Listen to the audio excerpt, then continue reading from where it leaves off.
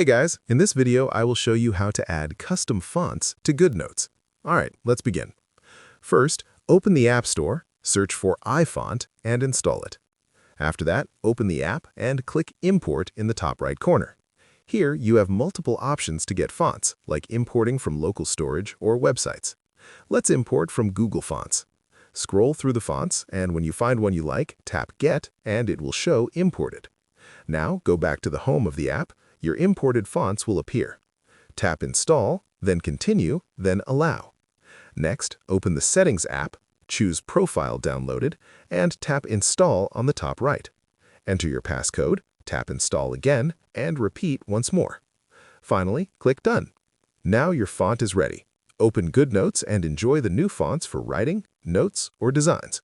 So that's basically how you can add custom fonts to GoodNotes. And that's it for this video. If you find this helpful, consider subscribing and giving this a big thumbs up. Thanks.